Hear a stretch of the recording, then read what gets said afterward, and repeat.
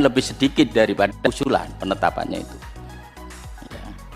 Begitu pula dengan P3K tenaga teknis, usulannya 35.000 ditetapkan 40.000 sekian. Saya berpikir dari apa yang disampaikan oleh Wakil Ketua Pak Jurnima tadi, apakah kelebihan ini adalah data yang di luar masuk di BKN, atau ini ada ruang-ruang gelap? Ya mohon maaf sekali lagi, ini yang tidak terkonfirmasi kepada kita. Nah, barangkali ini perlu klarifikasi Pak Menteri, data ini. Ya, jadi yang halaman 30. Kemudian yang kedua, saya juga ingin penjelasan lebih detail terkait dengan penataan tenaga non ASN. Di situ ada dua kategori THK 2 dan non THK 2. Kalau komitmen kita ini semua sudah bulat, yang K2 ini pasti pengabdiannya jauh lebih lama dibandingkan dengan peserta tes P3K yang kategori pengabdian setahun 2 tahun.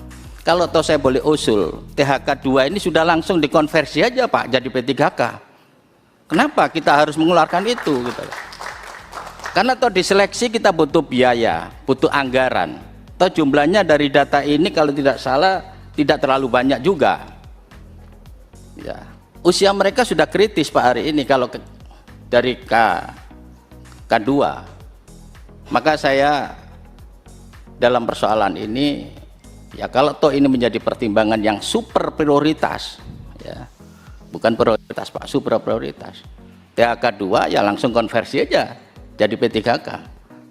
Tapi dengan catatan Pak, semua data ini harus divalidasi, ya tidak hanya cukup diupdate Pak, divalidasi sejauh mana ya kebenaran data-data itu bisa dipastikan di data BKN ada.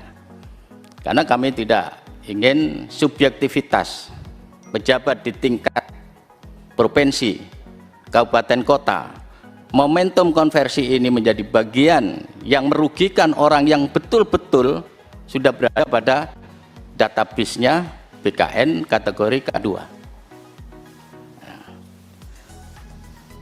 Ketiga, kaitan dengan paparan Pak Menteri, kalau berdasarkan ketentuan Undang-Undang 20/2023 ini, rasanya kalau dengan paparan tadi, kami pesimis target itu tuntas di tahun 2024, Desember 2024. Karena apa? Dari setiap formasi yang ditentukan, ini mendasarkan pada usulan kementerian lembaga, pemerintah kabupaten kota dan provinsi, tapi setiap usulan itu tidak pernah ditetapkan linear berdasarkan usulan, sehingga di situ ada formasi yang belum terpenuhi. Ya. Konsekuensinya adalah ketika ini terjadi terus-menerus, mampukah pemerintah menuntaskan persoalan tenaga honor ini sesuai schedule yang sudah disepakati dengan DPR Komisi 2. Memang ini ada korelasinya dengan ketersediaan anggaran, baik itu di kementerian lembaga maupun di pemerintah daerah.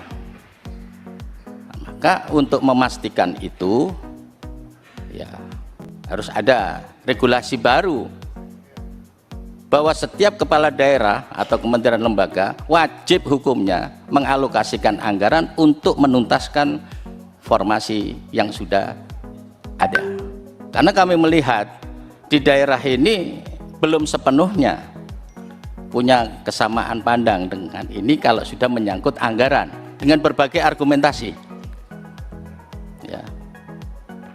Hal inilah yang menurut saya semangat kawan-kawan di Komisi 2 dengan Pak Menteri ini harus diwujudkan betul.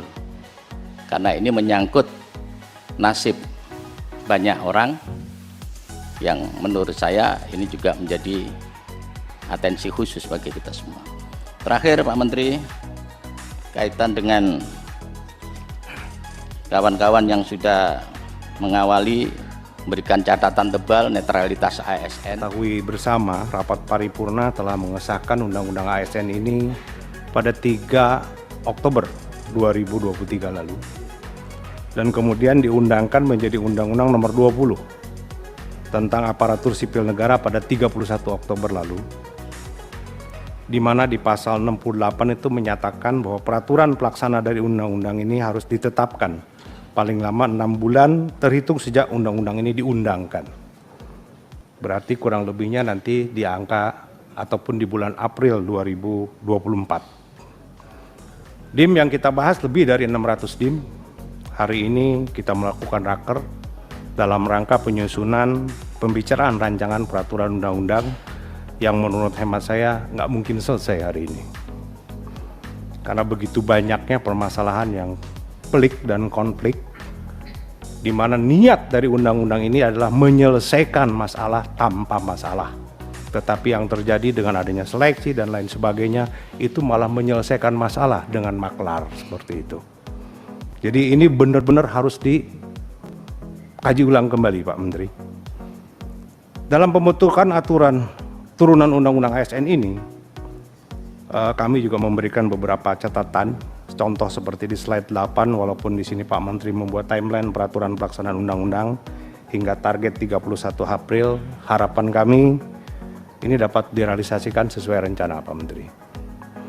Namun kita juga perlu mengingat Pak Menteri, adanya partisipasi masyarakat atau dengan artian meaningful participation sebagaimana yang diatur diamanatkan oleh Undang-Undang Pembentukan Peraturan Perundang-undangan Pak Menteri, yaitu di dalam pasal 4 dan pasal 96. Jadi kalau tadi kawan-kawan berbicara sosialisasi, sebetulnya di situ mengingatkan untuk mengakomodir partisipasi masyarakat, karena itu diatur oleh undang-undang Pak Menteri. Yang berikut mungkin, saya juga agak sedikit bingung juga kalau datanya memang berubah-berubah, di mana di sini ada instansi yang telah menyampaikan surat pernyataan SPTJM, kalau memang tidak berarti kan bertambah. Semua nanti akan berbicara tentang masalah anggaran. Kalau kita berbicara masalah anggaran berarti kita berbicara ke awal kembali sebelum undang-undang ini dibentuk begitu loh. Konsekuensi kita kalau memang ada pemerintah daerah, pusat, kementerian dan lembaga yang memang sudah mengambil tenaga honorer, ya kita komit Desember harus selesai begitu loh. Demikian terkait pengaturan mengenai ruang lingkup tugas jabatan dan mekanisme bekerja P3K, di mana di sini disebutkan di pasal 6. Di sini perlu penjelasan mengenai perluasan konsep P3K itu sendiri dalam manajemen ASN. Bagaimana yang dipaparkan di pasal 11 atau di halaman 11, kami perlu mengingatkan Pak Menteri terkait pasal pembahasan RUU ASN yang terdapat usulan klasifikasi P3K paruh waktu dan P3K penuh waktu. Ini sejauh mana pengaturan mengenai hal ini begitu Pak Menteri. Karena kita belum melihat aturan main ini di sini.